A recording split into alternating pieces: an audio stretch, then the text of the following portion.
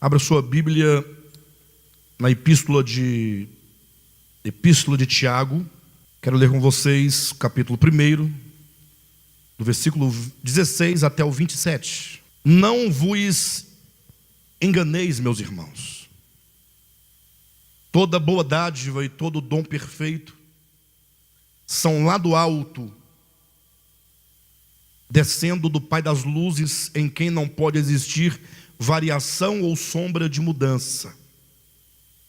Pois segundo o seu querer, Ele nos gerou pela palavra da verdade, para que fôssemos como que primícias de suas criaturas. Sabeis estas coisas, meus amados irmãos. Todo homem, pois, seja pronto para ouvir, tardio para falar, tardio para se irar. Porque a ira do homem não produz a justiça de Deus. Portanto, despojando-vos de toda impureza e acúmulo de maldade, acolhei com mansidão a palavra em vós implantada, a qual é poderosa para salvar a vossa alma. Tornai-vos, pois, praticantes da palavra, e não somente ouvintes, enganando-vos a vós mesmos. Porque se alguém é ouvinte da palavra e não praticante, assemelha-se ao homem que contempla no espelho o seu rosto natural. Pois a si mesmo se contempla e se retira, e para logo se esquece de como era a sua aparência.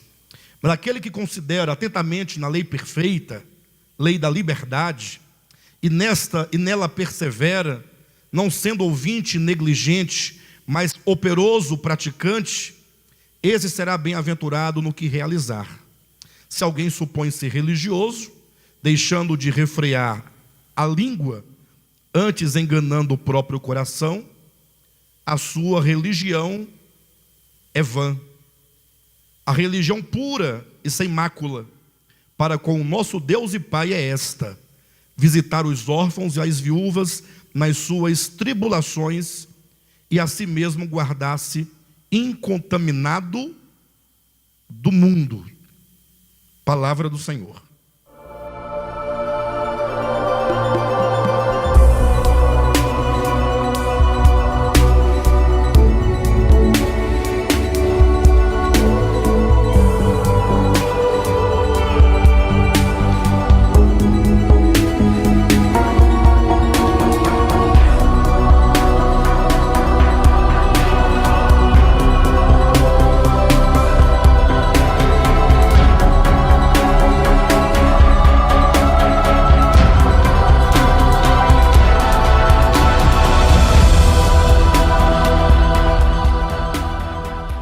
Essa epístola de Tiago é uma epístola muito atual. Eu sei que desde a reforma protestante para cá, que essa epístola tem sido muito questionada. Não sei quantos de vocês já ouviram acerca dessa questão, mas o fato é que uma leitura correta dessa carta, dessa epístola, nos levará a perceber o seu grande valor. Poderia dizer que deveríamos nós ler a epístola de Paulo aos Romanos ao lado de Tiago, lendo Tiago e lendo Romanos, porque em Romanos o apóstolo Paulo, ele faz todo um tratado teológico acerca da verdade da justificação pela fé, um dos temas centrais da Escritura, e para nós talvez o mais importante, em razão do fato de ser esta a verdade, a justificação pela fé, uma verdade que abre a nós o acesso à experiência de todas as bênçãos espirituais da parte do nosso Pai. Ou seja, a partir da justificação pela fé é que nós podemos ter uma experiência real de salvação. Agora, em contrapartida, Tiago, ele nos fala também acerca da fé, semelhantemente a Paulo em Romanos. Só que enquanto Paulo está fazendo uma abordagem do ponto de vista da ortodoxia, ou seja, do conceito correto acerca de justificação pela fé, Tiago nos leva para a ortopraxia, que é a prática correta da verdade apresentada por Paulo. Então seria mais ou menos como um pássaro, que com duas asas ele voará bem, certamente. O aspecto ortodoxo é tão importante quanto o aspecto prático. E não raras vezes nós costumamos negligenciar uma coisa ou outra, né? Alguns negligenciam o aspecto da verdade, da ortodoxia, do conceito correto, da compreensão correta, porque ele acredita que basta a experiência dele com Deus e tudo dará certo. E aí ele pode eventualmente errar no seu caminho por não conhecer qual é a vontade de Deus, porque faltou o entendimento. Outros, por sua vez, falam, não, o que mais importa é o conhecimento adequado das verdades bíblicas. E, portanto, ele dá ênfase ao aspecto doutrinário, ao aspecto conceitual, e se torna negligente com respeito à prática da fé. Então, de um modo ou de outro, negligenciando um lado ou outro, haverá certamente grande prejuízo. Então é preciso, seria interessante ler a epístola de Paulo aos Romanos, juntamente com Tiago, porque elas juntas, elas dão um equilíbrio, porque teremos não somente a compreensão exata do conceito, como seremos orientados por Tiago a como viver de modo prático a fé em Cristo, a fé no Evangelho.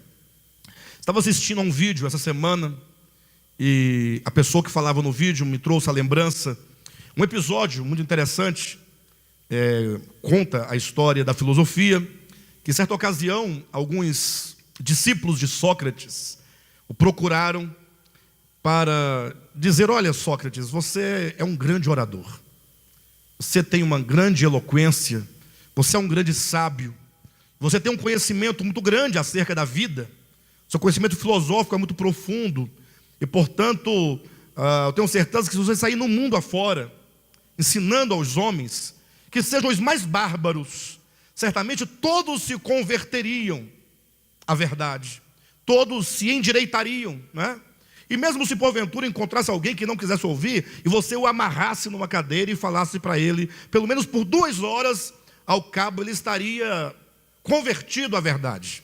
E portanto, por que você não se dedica à salvação das pessoas, levando a todo mundo, a todas as pessoas, a verdade filosófica que você conhece?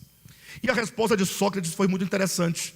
Passei a semana toda pensando acerca disso, porque Sócrates respondeu da seguinte maneira, falou assim, olha, a minha mãe, ela era parteira, e de fato a mãe de Sócrates era parteira, fazia partos, inclusive Sócrates criou um método de leitura e de interpretação das coisas, chamado método maiêutico, que é o método de dar a luz ao conhecimento. Ele entendia que não era uma questão de você chegar e falar 2 ou 3 palavras, estabelecer uma equação e a pessoa entender e pronto. Ele entendia que o conhecimento ele era gestado no interior do homem, assim como uma criança. E o papel, portanto, do filósofo ou do professor era ajudar para que esse conhecimento pudesse vir à luz. Como uma parteira ajuda uma mulher a dar à luz ao filho, o papel do filósofo era fazer esse conhecimento gerado vir à tona para que pudesse ter uma prática daquele conhecimento. Então, Sócrates diz, olha, minha mãe era parteira, e não somente era parteira, ela era uma boa parteira, era uma excelente parteira, e não havia parteira como a minha mãe, mas só tinha uma coisa que a minha mãe não conseguia fazer. E perguntaram o que ela não conseguia fazer. Ela não conseguia fazer com que uma mulher desse à luz sem que estivesse grávida. Mas não é verdade? Como é que ela poderia fazer uma pessoa dar à luz, uma mulher dar à luz, se ela antes não estivesse grávida, não tivesse dentro do seu ventre um filho maduro, inclusive, para que pudesse nascer? Essa resposta muito profunda, ela traz o seguinte entendimento. É como que ele dissesse, olha, não adianta você sair por aí pregando e falando, e pensando que pelo que você sabe, pela sua boa eloquência, as pessoas vão se converter à sua verdade, ou vão se converter à verdade. Se a pessoa não tiver grávida, ou se a pessoa não estiver dentro dela algo que já esteja sendo despertado, gerado, nunca aquela pessoa vai ouvir a verdade, e pelo mero ouvir, ela vai se entusiasmar, e ela vai receber aquela verdade, e passará a viver a verdade. É como que você estivesse num grande espetáculo da vida, a vida enquanto um espetáculo, e você vendo aquele teatro, vida enquanto teatro, você sabe, ali pode ser uma ilusão, mas enquanto você não tiver claro de que aquilo é uma ilusão, e quando você estiver simplesmente olhando, aplaudindo, envolvido, sem se despertar, sem gerar uma desconfiança interior de que as coisas não são daquela maneira, você pode já explicar, você pode pregar, você pode ensinar, você pode ler, você pode desenhar. A pessoa vai achar bonito o que você fala, vai até concordar com você, mas aquela verdade não vai entrar no seu coração. Interessante que Jesus falou algo semelhante a isso, no Evangelho de João, no capítulo 8, quando ele se referiu aos homens dizendo, aos judeus, né? Dizendo assim que eles eram escravos. Jesus os chamou de escravos, escravos do pecado, mas eles não podiam ver que eles eram escravos. Se vocês lerem o capítulo 8 de João, vão perceber como que a grande crise ali, porque o tema do capítulo 8 de João é o pecado, mas o que complica naquele capítulo é o fato de os judeus, sendo eles escravos do pecado, não saberem que eram escravos. Eles se achavam livres. Ou seja, como você pode libertar uma pessoa de uma escravidão a qual ela não reconhece, da qual ela não tem conhecimento?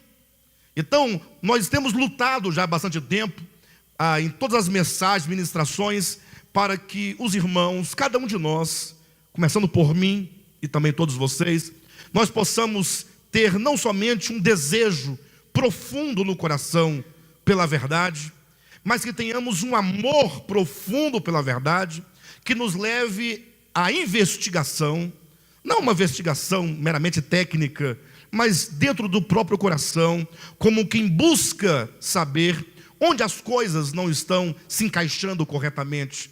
No sentido, eu ouço tanto a palavra, mas eventualmente a minha vida prática, ela não está em harmonia com a palavra que é ouvida, que é ensinada. Eu confesso aos irmãos que já há bastante tempo, posso dizer há mais de quase 3 anos, eu venho pensando algo no sentido de procurar ou de encontrar onde está o problema entre o conhecimento da Escritura e a prática da verdade. Por que é tão difícil? Por que é tão difícil? Por que constantemente eu ouço, não raras vezes, pessoas falam assim: pastor, que maravilha essas palavras que o ministério prega, e que tantos pastores também pregam, palavra de Deus tão maravilhosa, tão verdadeira, mas é na hora da vida cotidiana é que nós percebemos que nós estamos distantes, ou percebemos que não há uma relação real e prática da palavra com o viver. Eu não me refiro ao mero bom comportamento, porque eu sei que vocês todos aqui são pessoas boas, num sentido de ser um bom cidadão, uma boa cidadã, que trabalha, paga os seus impostos, né? Paga as suas contas, tudo bem, mas eu me refiro do ponto de vista do coração, do ponto de vista do Evangelho, porque o Evangelho, conforme Paulo diz, é o poder de Deus para a salvação de todo aquele que crê. Mas entenda que quando diz para a salvação, não é para que você vá para o céu. Quando as pessoas falam de salvação, elas pensam em ir para o céu, morar no céu, numa cidade de ouro.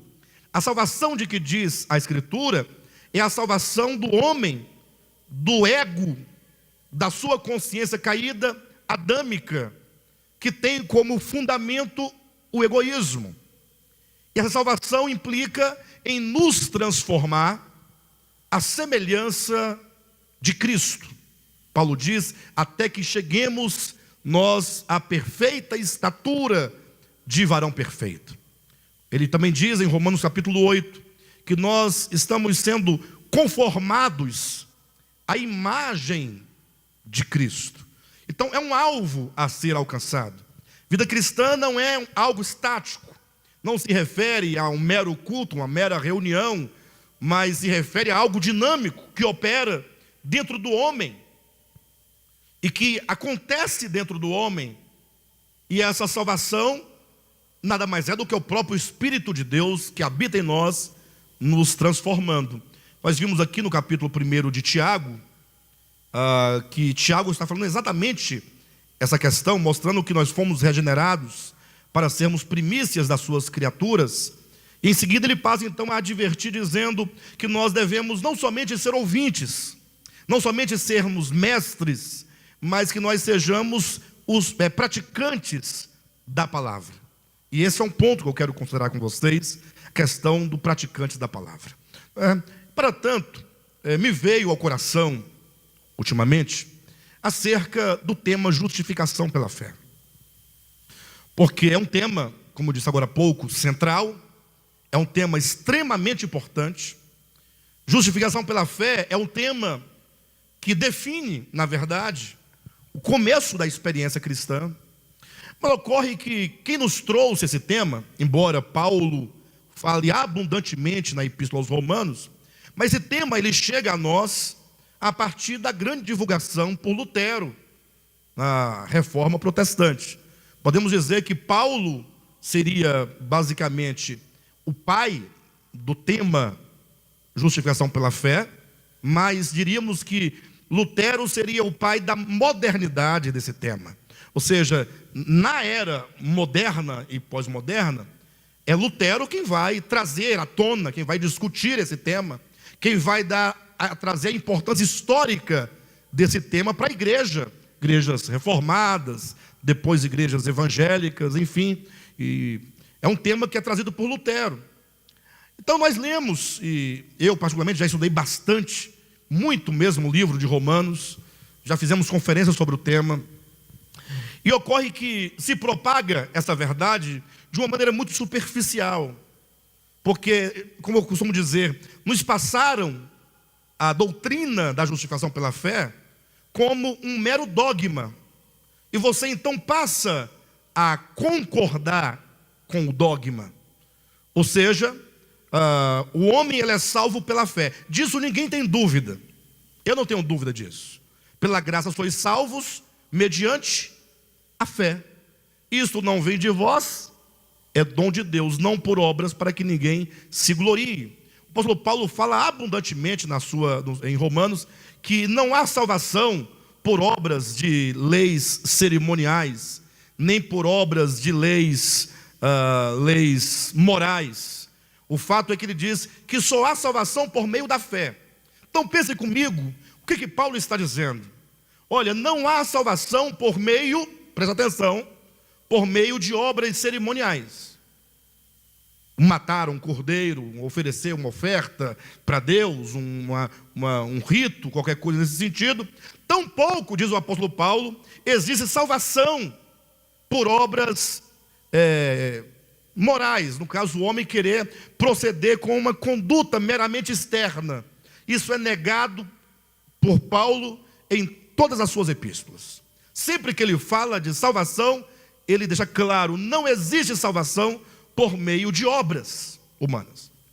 Agora, aí ele traz a saída. A salvação é unicamente por meio da fé.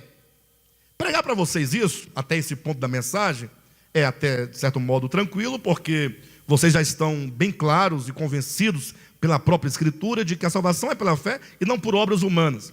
Mas vocês se lembram quando vocês passaram pelo conflito de ter que concordar e aceitar que a salvação é unicamente por meio da fé? Vocês passaram por uma crise, até serem convencidos mesmo que não passa por obras humanas de nenhuma natureza, não é? E talvez o argumento fosse assim: poxa, mas somente por fé? Como se a fé fosse pouca coisa. Aí eu pergunto, ora, o que é maior? Responda sem nenhum preconceito: as obras praticadas ou a fé? O que vocês acham? Numa boa, sem preconceito e sem problema. O que é maior? A fé ou as obras? Eu estou ouvindo muitas obras por aqui. Parece que minha mãe falou sobre fé lá atrás. Minha mãezinha fala da fé direto, né? E aí, pessoal? A fé, vocês acham que a fé é melhor, é maior do que as obras? Eu não perguntei, nós estamos claros pelas Escrituras que a salvação é somente por fé. Não existe obra, salvação, por obras nem de lei moral, nem de lei cerimonial, isso é claro. Eu não quero convencer os irmãos do contrário. Eu estou perguntando assim, agora sai um pouquinho do âmbito da teologia e pense, o que é maior? As obras? Aquilo que se realiza, que se concretiza? Ou a fé? Os irmãos estão confusos, né? Assim, estão divididos, quer dizer. Uns acham que são as obras, outros acham que é a fé. Se fosse para você, ao invés de Deus, se você tivesse um grupo de pessoas que fosse te servir, você preferiria as obras ou a fé dela? Você, Vera, as obras, você, Jailson. Imagina que fosse para você, alguém servindo você. Você preferia essa fé que você tem para te servir ou as obras? Hã? Pense comigo, imagine só o Jailson, tá? Esse grupo todo que vai te servir. Você vai ser o Deus deles. Entenda no sentido simbólico, só para a gente poder entender. Você sabe como é que é a fé desse povo, não sabe não? Você ia preferir essa fé desse povo?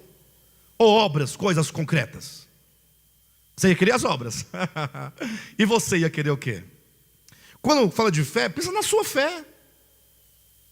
Não é? Ora, pensando nisso, alguém poderia falar assim, pastor, então nesse caso, a salvação deveria ser por obras, ou seja, você é salvo porque você realiza, porque você fez por merecer, não é? Ocorre que quando fala de obras humanas, há um grande problema de que as obras sejam apenas um esforço ou uma prática que não expressa exatamente aquilo que você é no seu coração. É o que a Bíblia chama de obras de madeira, feno e palha. São as obras produzidas pelo medo ou pelo interesse. É aquela obra que é feita pelo mercenário, porque ele quer o prêmio, ou por aquele que é escravo, não é? Então ele quer, certamente, ele está com medo da punição, então ele pode realizar qualquer coisa. Quantas vezes nós não procedemos exteriormente em face das pessoas por razões diversas, né? Nos comportamos de certo modo na presença de algumas pessoas por algum motivo que a gente quer ganhar ou quer passar alguma impressão. Então a Bíblia é muito clara de que homem algum ele é salvo por obras de lei, cerimonial nem moral, mas pela fé. Quando a Bíblia diz que o homem é salvo pela fé, certamente a fé deve ser superior às obras. Do contrário, não poderia haver esse conflito que nós colocamos aqui agora. Então, eu não estou agora me referindo nem à sua fé, nem à minha fé. Estou me referindo ao que diz a Escritura. Por que que o homem ele é salvo tão somente pela fé e não por obras de lei? Então, as obras, elas são apenas uma aparência. As obras, elas podem ser apenas uma aparência. Agora, quando fala de fé, e o pastor Josué trouxe algo aqui no início dessa reunião muito importante, acerca da palavra fé. Interessante que quando nós falamos de palavras, nós corremos um risco muito grande, sobretudo nós brasileiros, que estamos aqui com uma língua portuguesa já bastante saturada, e cada dia se empobrecendo mais, e muito distante das línguas, né, de onde a própria palavra, o português veio, a sua origem, e distante de grandes línguas que nortearam o pensamento do mundo, como por exemplo o grego, né? Então ocorre que muitas vezes nós tomamos uma palavra e por causa do esvaziamento semântico daquela palavra, aquela palavra passa a não significar quase nada para nós. Quando fala de fé, o que você imagina? O justo viverá pela fé, o homem é justificado pela fé. Aí fica fé uma palavra muito religiosa, a ideia de que você tem uma certa devoção por Deus, que você frequenta alguma igreja, que você tem alguns dogmas. Mas interessante que a palavra fé, tanto no grego, pastor Josué, quanto no latim, a raiz da palavra fé é a raiz da palavra fidelidade. E qual que é a relação? Por que fé em grego, fé em latim, significa fidelidade? A raiz de uma palavra é o cerne semântico, significativo. Então, se a palavra nasce no grego como fidelidade, ela nasce no latim enquanto fidelidade. A pergunta é: qual a relação do meu conceito de fé com o conceito de fidelidade? Essa é uma pergunta que nós devemos fazer. Quando Paulo diz que o homem ele é justificado por meio da fé, ele quer dizer que somente a fé é que pode justificar o homem diante de Deus. No sentido de que a fé, enquanto dom de Deus, a fé enquanto atributo do espírito humano, a fé enquanto algo que é gerado pelo próprio Espírito de Deus, portanto a fonte disso é Deus e não é o homem, mas essa fé no homem, ela é capaz de alinhar a sua consciência com a pessoa de Deus, com a palavra de Deus, com os propósitos de Deus. Quando Paulo diz, portanto, o justo viverá por meio da fé, ou que o homem ele é justificado por meio da fé, ele está dizendo que o homem ele só é justificado, ou ele só é alinhado a Deus, ele só encontra harmonia com Deus por meio da fé. Quando o homem, ao ouvir a palavra de Deus e compreender a palavra de Deus, e aquela palavra uma vez ouvida, aquela palavra uma vez compreendida, aquela palavra uma vez recebida, ela entra no coração daquele que ouviu aquela mensagem, e agora aquela palavra, ela se assenta no coração, e ela toma de conta do ser do homem, de modo agora que aquela pessoa que recebeu aquela palavra, que diz que tem fé no Evangelho, ele agora se torna um com aquela palavra. Ou seja, não é uma questão meramente de você acreditar. O conceito de fé é muito maior do que o mero conceito de acreditar. Inclusive, quando nós lemos na Bíblia abundantemente, né? Crer, crer, crer, do latim credere, né? A palavra fé é o ato de ter fé, enquanto que o crer, você pode simplesmente falar assim: não, eu acredito em muitas coisas. Se eu perguntar se você acredita que o Brasil ele foi descoberto no ano de 1500, o que vocês vão responder? É um conhecimento que você aceita como correto e o tem por correto. Agora, o quanto que esse conceito muda a sua vida? O quanto que esse conceito muda a sua vida? Absolutamente em nada. Sim ou não? Não altera o teu ser. E Tiago, na sua epístola, interessante, quando ele escreve essa epístola, Tiago está diante de uma assembleia, ou escrevendo para um grupo de judeus convertidos ao Evangelho, que fazia questão de praticar a lei de Moisés. Eram judeus convertidos a Jesus Cristo, mas que queriam guardar a lei, que queriam ter o compromisso com a lei. Interessante que Tiago em nenhum momento ele vai dizer: não faça isso.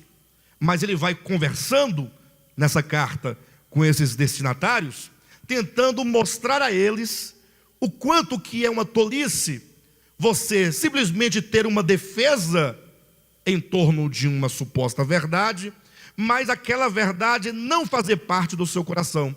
Ele chegou a dizer no capítulo 2, versículo 10 da sua epístola, dizendo: aquele que guarda toda a lei e tropeça num só ponto, ele é culpado de todos. Então ele diz assim: olha, aquela pessoa cuja consciência, cujo coração não tem fé no Evangelho, essa fé que gera fidelidade, essa fé que gera um alinhamento do meu coração com a vontade de Deus, com o coração de Deus, essa fé, uma vez genuína, ela vai gerar uma transformação para que você viva o Evangelho sem precisar viver por meio de preceitos. Porque se você estabelecer um tanto de preceitos, você só vai poder cumprir aqueles preceitos que são, de certo modo, exteriores a você. Se for te proibido de você usar um relógio, você se abstém do relógio, você não usa mais. Pronto, você se sente agora adequado. Mas o Evangelho trata com o coração do homem. Por isso que Tiago, ele vai na sua epístola, vai usar dois exemplos para demonstrar o poder da fé, o poder transformador da fé, e ele usa a pessoa e a experiência de Abraão e de Raabe. Raabe, uma prostituta, uma mulher que morava na cidade de Jericó, uma prostituta que morava sobre os muros, sobre o muro de Jericó, recebia constantemente pessoas de vários lugares. Além de mulher, prostituta, era cananeia, e eles faziam parte de um povo condenado. E ocorre que quando essa mulher ouviu falar que o povo de Israel vinha para destruir a cidade, logo quando ela ouviu falar do que Deus havia realizado pelas pessoas que a pregoavam, o que ela fez? Ela pegou e voltou o seu coração para Deus. Ela voltou o coração, no sentido de que ela correu sérios riscos e sério perigo quando acolheu os espias. Mas Tiago está dizendo assim: olha, a fé, quando ela é genuína, ela vai gerar uma reação positiva. Você pode até dizer que crê no Evangelho, Tiago vai estar dizendo, mas se essa sua fé não te move, essa fé é uma fé minimamente suspeita. Ele vai colocar em termos dizendo: mostre-me a tua fé. Essa fé tem que ser viva. Falando de Abraão, ele fala que Abraão chegou a um ponto de obediência a Deus, em razão da sua fé, de entregar o próprio filho em holocausto. Sabemos que Deus não pediu o holocausto real do filho sobre, ele pediu aqui no coração. Tanto é que tão logo Abraão estava totalmente disposto a baixar o cutelo, o Senhor falou: não, Abraão, não imole o seu filho. Não há desistência de Deus, mas foi no coração imolado. Mas o episódio nos deixa claro até que ponto a fé de uma pessoa é capaz de alterar totalmente o curso da sua vida.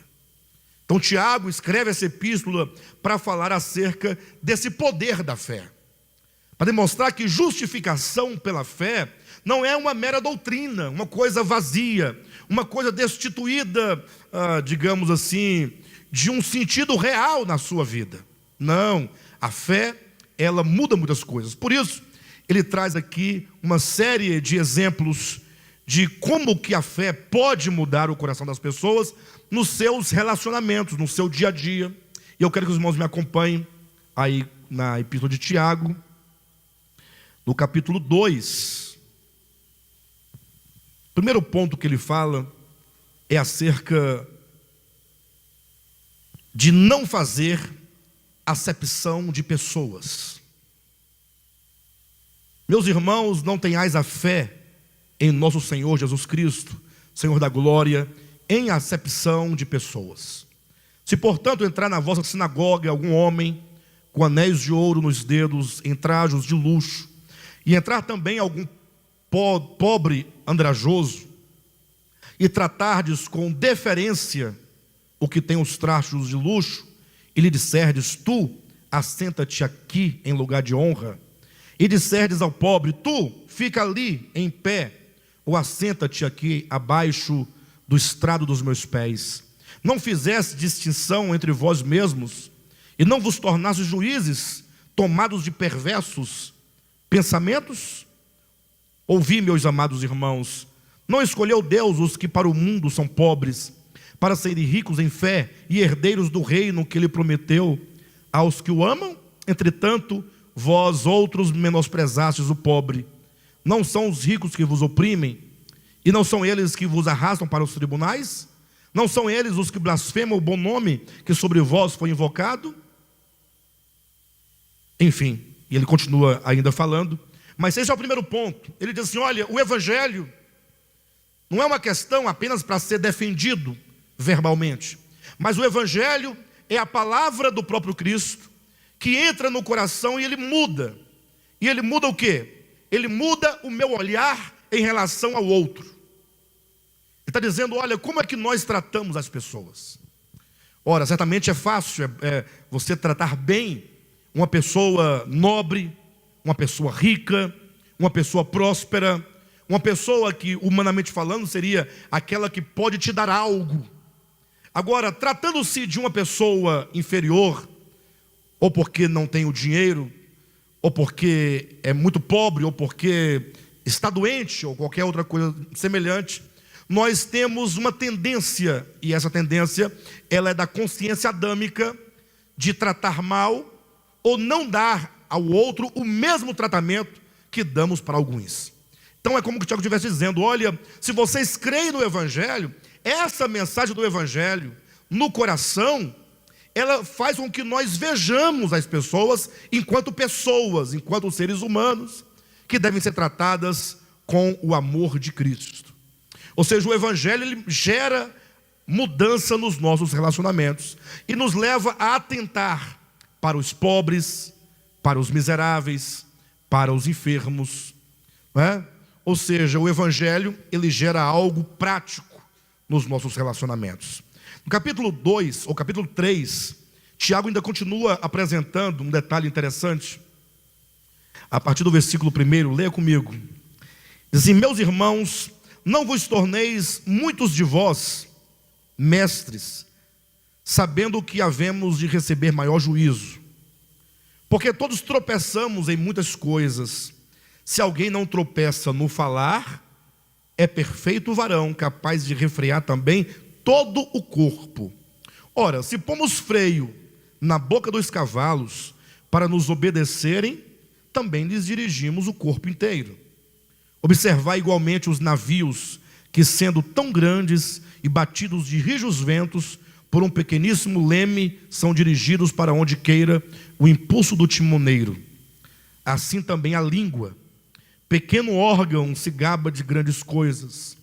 Vede como uma fagulha põe em brasas tão grande selva. Ora, a língua é fogo, é mundo de iniquidade.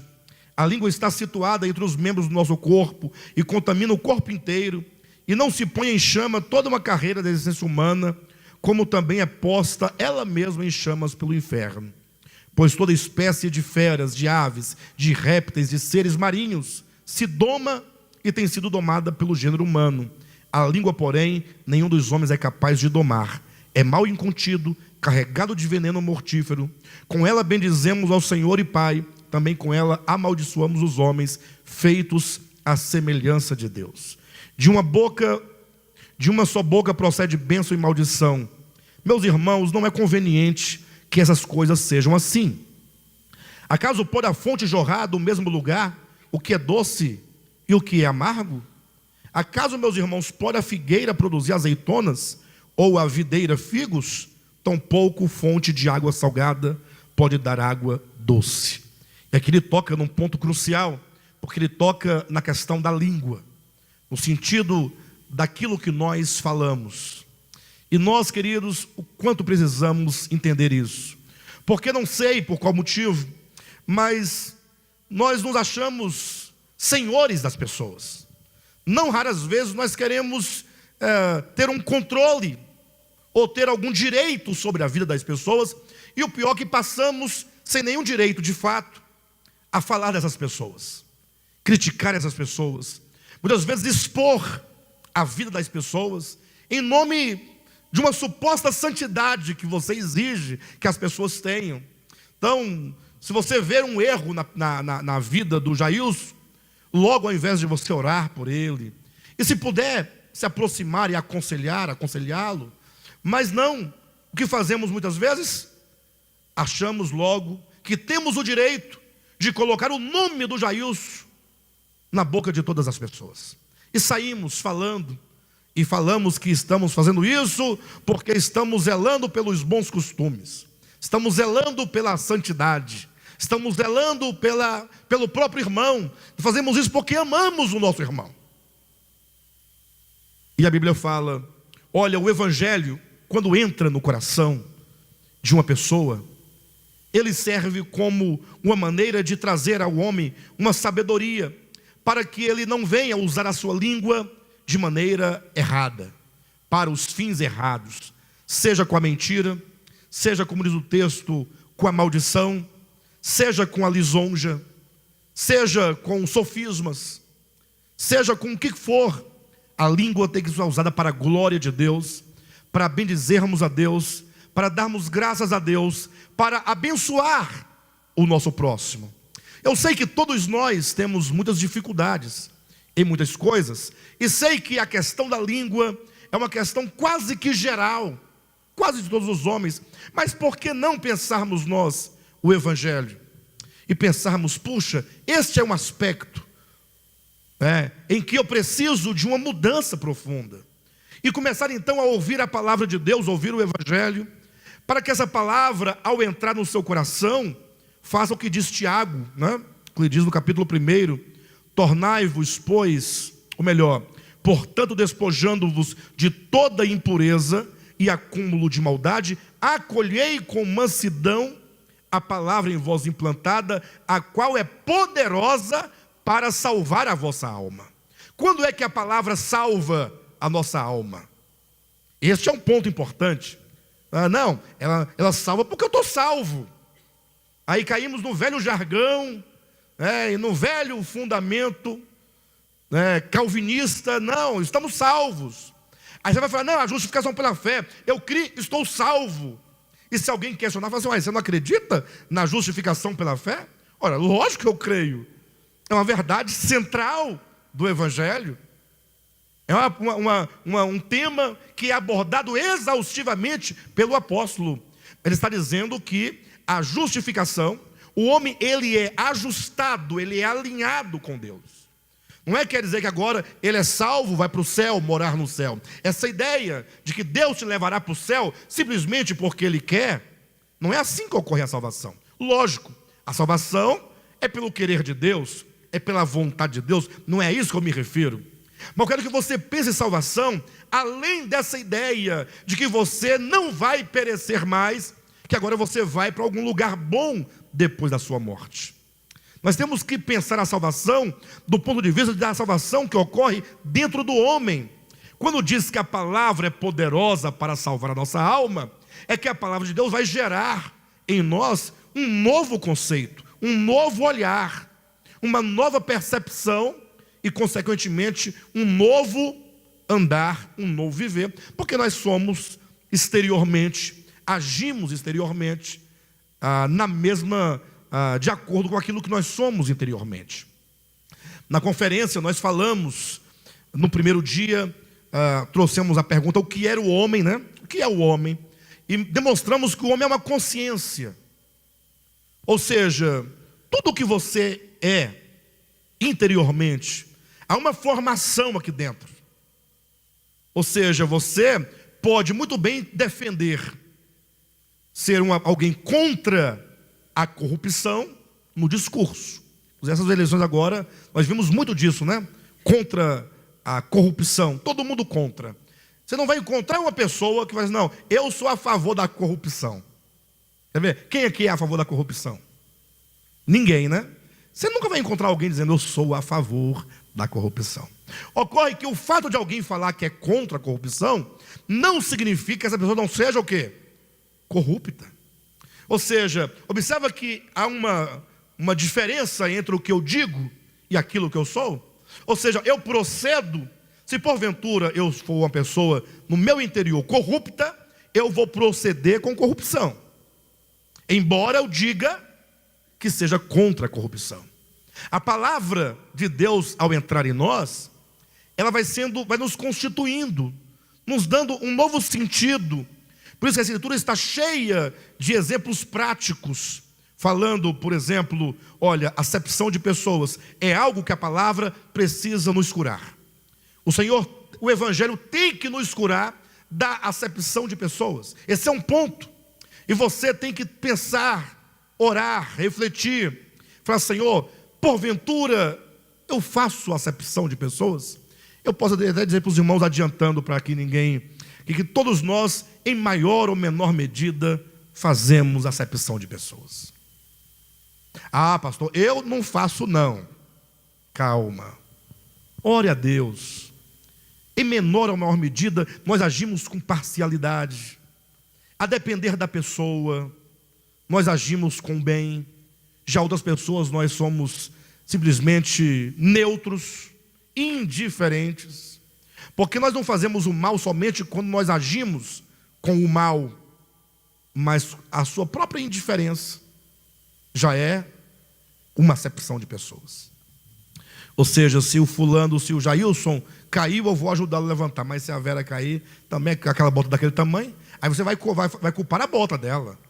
Aí você vai justificar por que você ajuda um e não ajuda o outro. Não, o outro por causa da bota dela. Então, o Evangelho a Bíblia vai nos trazendo alguns pontos. A questão da acepção de pessoas, a questão da língua. Também nos fala em Tiago acerca dos sentimentos interiores. Capítulo 3 de Tiago, versículos 13 a 18. Ele diz assim: quem entre vós é sábio e inteligente, mostrem mansidão de sabedoria, mediante condigno proceder às suas obras. Se pelo contrário tendes em vosso coração inveja, ou inveja amargurada, e sentimento faccioso, nem vos glorieis disso, nem mintais contra a verdade. Essa não é a sabedoria que desce lá do alto, antes é terrena, animal e demoníaca. Pois onde há inveja e sentimento faccioso, aí há confusão e toda espécie de coisas ruins. A sabedoria, porém, lá do alto, é primeiramente pura, depois pacífica, indulgente, tratável, plena de misericórdia e de bons frutos, imparcial, sem fingimento. Ora, é em paz que se semeia o fruto da justiça para os que promovem a paz.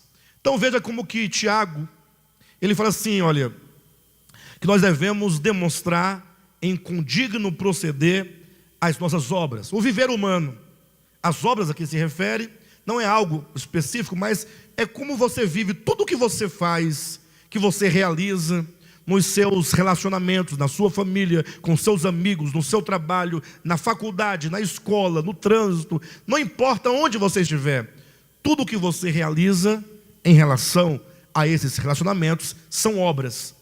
Tiago está dizendo, você precisa proceder, não é? Tendo um condigno proceder. Mas se pelo contrário, tendes em vosso coração, aí ele começa a enumerar algumas coisas que são próprias da consciência caída. E é isso que os irmãos precisam atentar. Eu sei que essa mensagem não agrega nada de absolutamente novo, mas que os irmãos reflitam, porque o Evangelho é para ser recebido e para que ele gere efeito em nós. E o que você tem que fazer então? Olha, o Evangelho vem a você. O que é o Evangelho? Deus é luz, e nele não há treva nenhuma. Portanto, o Evangelho vai gerar luz dentro de você.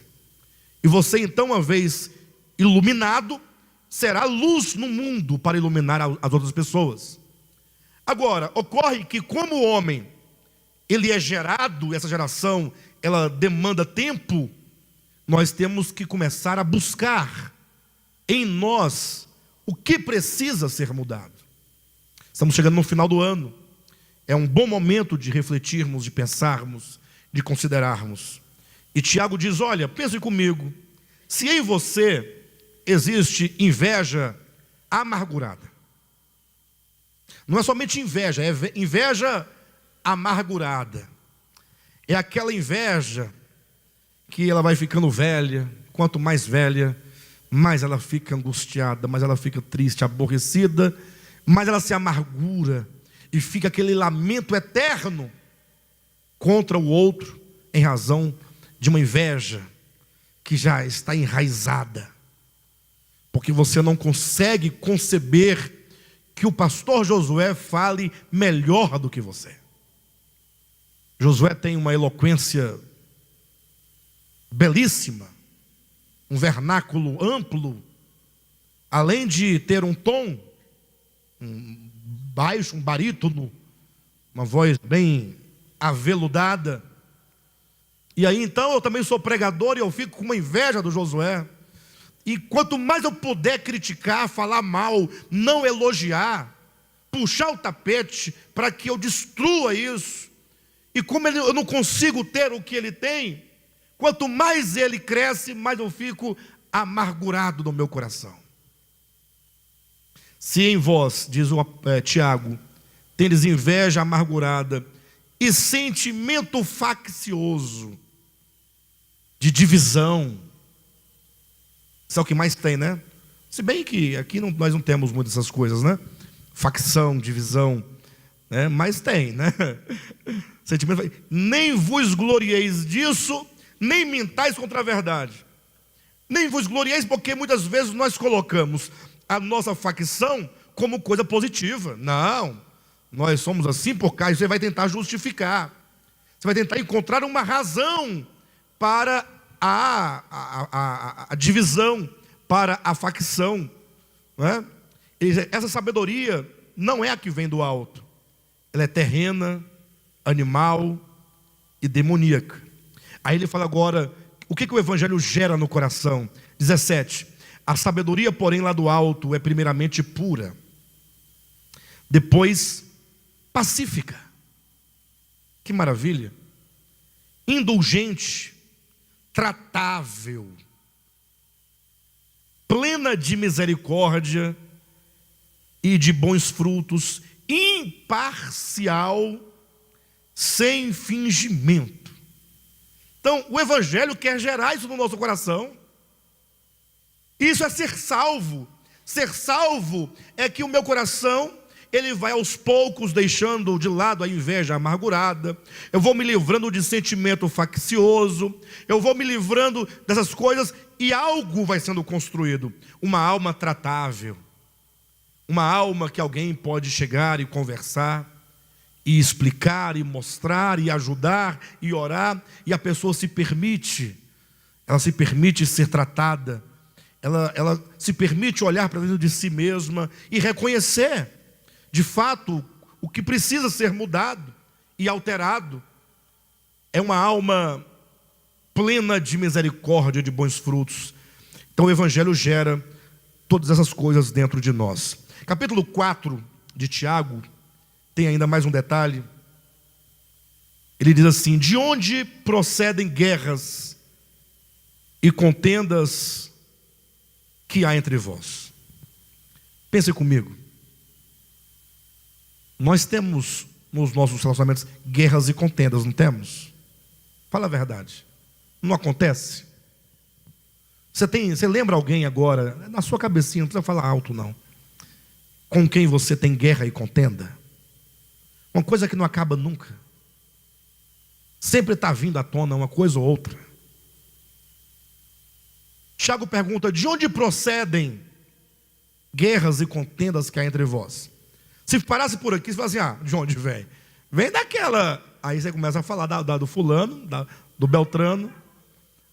É porque ela faz isso, porque ela falou aquilo outro, é porque, tá? Aí você sempre vai ter uma resposta. E Tiago pergunta: de onde procedem guerras e contendas que há entre vós? De onde? Se não dos prazeres que militam na vossa carne. Irmãos, onde está a minha insistência? Onde está aqui? Por que eu insisto tanto nesses detalhes? Queridos, por muito tempo, nós aprendemos um cristianismo falso. Nos ensinaram, preste atenção, um tanto de pecados sociais. Pecado social não é pecado para Deus, é pecado para aquela sociedade, para aquele grupo.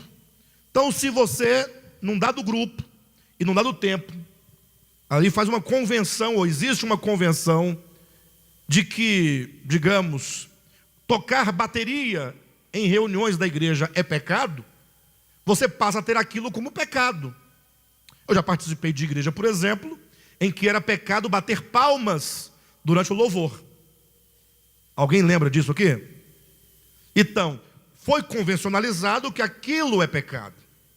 E aí você então, por abster-se de bater palma, você entendia que você estava correto. E que a sua correção te fazia um servo de Deus o quê? Obediente. E por isso você estava em dia com Deus. Aí você também aprendeu, no cristianismo criado pelos homens, de que se você porventura estivesse num evento familiar, sua família fez lá um churrasco, comprou umas picanhas bonitas, gordas, aquele churrasco, né? Chega a estar estralando ali embaixo, não é? aquela gordura caindo. E aí o irmão Jailson chega lá com uma lancheirinha cheia de cerveja gelada. E você foi ensinado que se você beber aquela cerveja, você peca. Você não foi ensinado assim? E que se você, portanto, se abstém de beber a cerveja, você é um servo obediente, você não está pecando, e portanto você é um servo aceito por Deus, está em dia com Deus, sua fé está em dia. Aí você aprendeu que se você estiver nesse mesmo churrasco, você não pode pegar um violão e cantar umas músicas do Zé Ramalho, digamos, ou de Geraldo Vandré. Na boiada já fui boi. Que maravilha, né? Mas você aprendeu que não pode cantar, porque é música do mundo. Ou seja, você tomou um tanto de pecados sociais, criados pelos homens, que não encontra na Escritura nenhum apoio acerca disso, nenhum apoio, absolutamente. E agora você se sentia um crente, um crentão, salvo, santo. Tá bom, então a minha insistência é: você precisa destruir esse entendimento equivocado. Não que você deva comer o churrasco, beber a cerveja, não. Mas você tem que entender que a vida cristã não consiste nestas coisas. O reino de Deus não é comida nem bebida. Para que você então agora se aproprie de uma visão correta do que é o reino de Deus em você. Então o Evangelho, a palavra de Deus, vai gerar em você, despertar a vida do reino de Deus. Tiago está dizendo aqui: de onde procedem as contendas? Está dizendo, olha, as contendas, elas procedem dos prazeres que militam na vossa carne. É algo de dentro. Tudo que você vir aqui no Evangelho, no Novo Testamento, em termos de Evangelho, vai apontar para dentro do homem. Olha o que diz o texto, versículo 2: cobiçais e nada tendes, matais e invejais e nada podeis obter, viveis a lutar e a fazer guerras, nada tendes porque não pedis, pedis e não recebeis, porque pedis mal, para esbanjardes em vossos prazeres. Então veja que ele está dizendo da cobiça, da inveja, das lutas. Em outras palavras, o Evangelho, quando ele entra no coração do homem, a primeira coisa que ele faz é tornar o homem apaziguado consigo mesmo. Quando você tem paz consigo mesmo e tem paz com Deus, você terá paz para com os outros. E ainda que os outros procurem infernizar a sua vida, ele nunca vai conseguir tirar a paz do seu coração. Não vai conseguir fazer com que você se envolva nos problemas da cabeça do outro. Então você vai poder perceber e passar por aquela situação com o coração brando, com amor. Se você não puder ajudar, você certamente não vai atrapalhar, nem vai ficar com o coração pesado, dolorido, carregando problemas, angústias, porque você tem paz com Deus. Você está apaziguado com Deus. Lembra do Sermão da Montanha? Jesus disse: bem-aventurados os pacificadores. O que são os pacificadores? São aqueles que primeiramente encontraram a paz em si mesmos. Eles fizeram a paz, ou as pazes consigo mesmo e com Deus. Eles estão resolvidos consigo mesmo e com Deus. E agora eles podem promover a paz. Você foi chamado para promover a paz. Eu fui chamado para promover a paz. Onde nós formos, promover a paz. Interessante que às vezes chega num lugar, aí está aquele problema, né? Aí a pessoa, eu no seu lugar, eu não aceitaria isso não. Isso para mim está indo longe demais. Aí nós começamos a colocar lenha na fogueira, né? Ao invés de promover a paz, buscar a reconciliação, orar pelas pessoas. Então o Evangelho, ele gera todas essas coisas boas dentro de nós. Nós estamos identificando na Escritura algumas coisas que estão dentro de nós e que nunca foi dada a elas a devida importância, por causa dos pecados sociais que nós estávamos sempre olhando para eles, e temos agora que fazer o caminho inverso, esquecer aqueles pecados sociais, que para Deus não são pecados, porque o pecado é aquilo que está dentro do homem e não o que está fora do homem, para agora podermos identificar em nós essas coisas. Capítulo 4, versículo 13 de Tiago, diz assim: atendei agora, vós que dizeis, hoje ou amanhã iremos para a cidade tal, e lá passaremos um ano, e negociaremos, e teremos lucros. Interessante. Veja que não é pecado você ter uma busca de uma melhora de algo, mas aqui diz assim, olha, atendei agora, vós que dizeis, hoje ou amanhã iremos para a cidade tal, e lá passaremos um ano, e negociaremos e teremos lucros. Nós lemos aqui no início, volta um pouquinho no capítulo 1, e Tiago começa dizendo assim, 1,16 de Tiago: não vos enganeis, meus amados irmãos. Está dizendo, não raras vezes nós ficamos nos enganando, e este é um ponto que ele diz, olha, você que diz, hoje ou amanhã irei para a cidade tal, passarei um ano, negociarei, terei lucro. Versículo 14: vós não sabeis o que sucederá amanhã, que é a vossa vida. Sois apenas como neblina que aparece por um instante e logo se dissipa. Em vez disso, devíeis dizer, se o Senhor quiser, não só viveremos, como também faremos isto ou aquilo. Agora, entretanto, vos jactais das vossas arrogantes pretensões. Toda jactância semelhante a essa é maligna. Ou seja, nós muitas vezes dirigimos a nossa vida sem confiar em Deus e sem buscar a direção de Deus. Não raras coisas dão errado na nossa vida, nos trazem dores profundas, porque simplesmente somos arrogantes em considerarmos que somos capazes de fazer e acontecer por nós mesmos sem Deus. Então o Tiago está dizendo, olha, o Evangelho ele gera um coração dependente, um coração que busca em Deus a direção. Portanto, nunca diga, hoje, amanhã eu farei isso, aquilo, outro, e vai acontecer, e vou concretizar, e ponto final. Mas diga, não, se o Senhor permitir, o Senhor vai à minha frente, Senhor dirige meus passos, me dê sabedoria, me dê entendimento, me dê clareza, me dê uma palavra, e o Senhor certamente vai nos dirigir, porque o Evangelho gera em nós esse coração tratado. Por último, capítulo 5, versículo 3 de Tiago, diz assim, no versículo 1 em diante, né? Atendei agora, ricos, chorai, lamentando, por causa de vossas desventuras que vos sobrevirão. As vossas riquezas estão corruptas, e as vossas roupagens comidas de traça. O vosso ouro e a vossa prata foram gastos de ferrugens, e a ferrugem há de ser por testemunho contra vós mesmos, e há de devorar como fogo as vossas carnes. Tesouros acumulaste nos últimos dias. Eis que o salário dos trabalhadores que ceifaram os vossos campos, e que por vós foi retido com fraude, está clamando, e os clamores dos ceifeiros penetram até os ouvidos do Senhor dos Exércitos.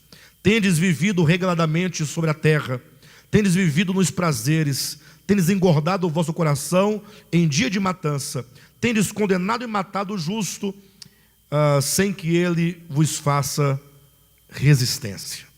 E aqui fala, portanto, das riquezas. As riquezas é um grande problema para nós, né?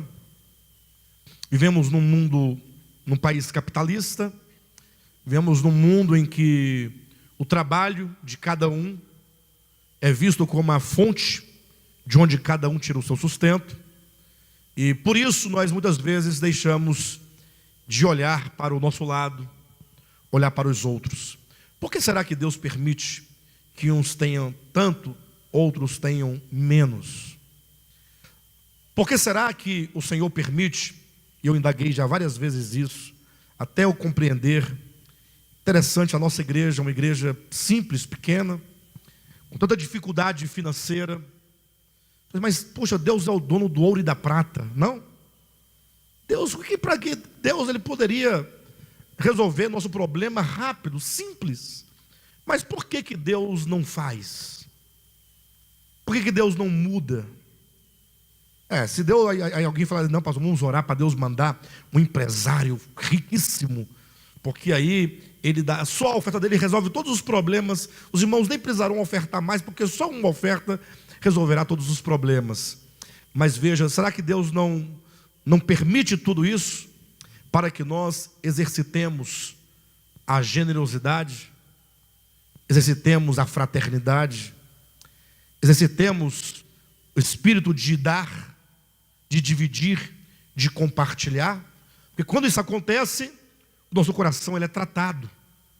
Não é sem razão que Jesus disse, falando em relação às riquezas, ele disse que nós devemos depositar o nosso dinheiro onde a traça e a ferrugem não corroem. Não é isso? E aí ele conclui dizendo, onde está o vosso coração, ou onde estiver o vosso tesouro, aí estará o vosso coração. Então, esse ponto é muito importante, porque ele toca diretamente conosco, em nós. Ou seja, não basta nós pensarmos, não, tudo bem, somos salvos pela fé, temos fé, e entender essa fé como sendo simplesmente um acreditar na morte de Cristo, e um acreditar que Ele vai voltar, e ponto final. E por que as coisas não mudam? Porque a nossa visão ainda é uma visão dogmática, defendendo um dogma. Mas se você entende que a fé é uma disposição, é uma força interior, fecunda, produtiva, operante, porque é o próprio poder de Deus, é o Espírito de Deus agindo para mudar o nosso ser, aí nós vamos perceber que todas essas coisas, elas ganham uma grande importância. Aí você vai perceber que o seu trato para com as riquezas, e não somente riquezas materiais, como dinheiro ou bens, mas as riquezas intelectuais, as riquezas dos talentos que você possui, tudo será então compartilhado com o outro. Você vai perceber que o Evangelho vai te tornar uma pessoa generosa, uma pessoa que sabe compartilhar. Aí imagine só você, quando a igreja começar a experimentar o não fazer acepção de pessoas. Já imaginou a igreja? Os santos, você e eu, não somente esta igreja, essa expressão, essa comunidade, mas o povo de Deus da terra, um povo que não faz acepção de pessoas. Imagine, um povo que domina a sua língua e que só usa para o bem, para abençoar, para orar e não para amaldiçoar. Quando os sentimentos interiores da inveja, da maldade forem tratados e ter um coração puro, quando as guerras e contendas acabarem entre nós, quando formos totalmente dependentes de Deus, e pessoas que fazem uso das riquezas apenas como instrumento para abençoar, como que a igreja de Cristo não será diferente? Então nós precisamos almejar por tais mudanças. Que você coloque no seu coração o desejo de uma vida mudada. Que você entenda que você foi chamado para ser conformado à imagem do Filho. E que todos nós possamos nos ajudar mutuamente neste caminho, orando uns pelos outros, não é? Intercedendo uns pelos outros, ouvindo a palavra em oração para que ela gere os resultados dentro de nós. Ao ir para casa, meditar sobre a palavra, colocar diante de Deus a sua própria vida. E certamente muitas coisas veio ao seu coração, enquanto nós falávamos aqui, que deve ser colocado em oração diante de Deus, para que de fato e de verdade haja mudanças profundas. Tá bom? Deus abençoe a todos.